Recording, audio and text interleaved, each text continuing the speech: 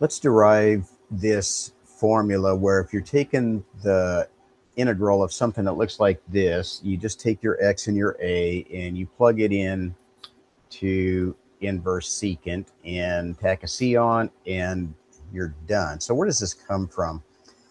Well, we're going to work our way backwards from inverse secant. So we're going to say y is inverse secant of x over a, and we're going to take secant of both sides, which gives us this.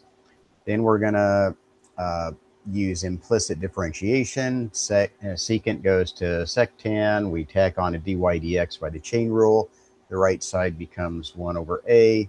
We solve for dy dx. We get the derivative.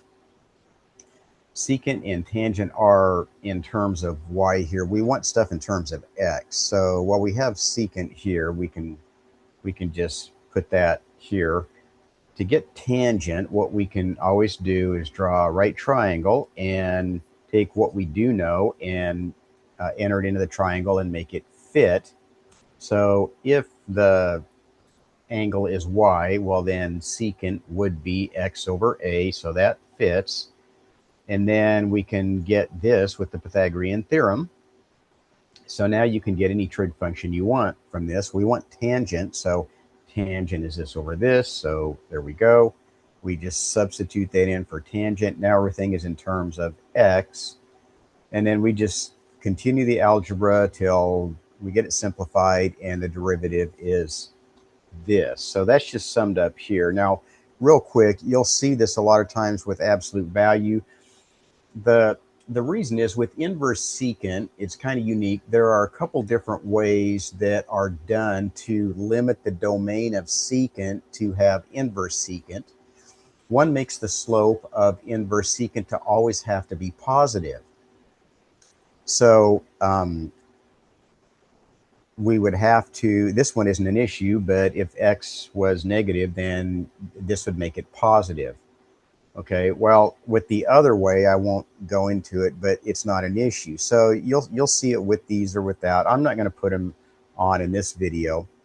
So continuing from here, now we're gonna move the a over to the left. So we multiply through by 1 over a. Now we have this. Now we're going to integrate through. So y du dy goes back to y. And then this is the integral of this. And we're almost there. The only thing left to do, remember y is this. So instead of y, we put inverse secant, and there we go. There's our formula. Now, so if you wanted to integrate something like this, then, this would be it. And you tack on your c. And that's it. Now, what if you wanted cosecant? Well, you could have started here with cosecant, but we're going to see really it's just going to be the negative of this. The integral would have a negative on it. And so you could either start through and do the whole thing from cosecant, or you could just do something like this. We'll see why that the derivatives are just negatives of each other. So again, we just draw a right triangle here and we make it fit this. So our angle, remember the inverse trig functions are angles. So if this is our angle, it would be true that if we take secant of the angle, we would get x over a. So we've drawn an appropriate triangle that reflects that.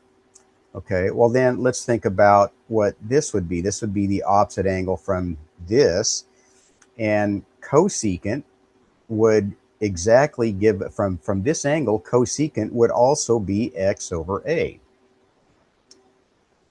Okay, so we have our two angles, and we know that the two angles add up to pi over 2, so we can say one angle equals pi over 2 minus the other angle. And now if you just take the derivative of both sides, that's going to go to 0. And so we see that the two derivatives are equal except for a negative. That's the only difference between the derivatives. So we would have ended up with a negative if we were doing the derivative of cosecant, and that would have carried through to having negative there. So if this were cosecant, then that would be our formula. But that's where this formula comes from.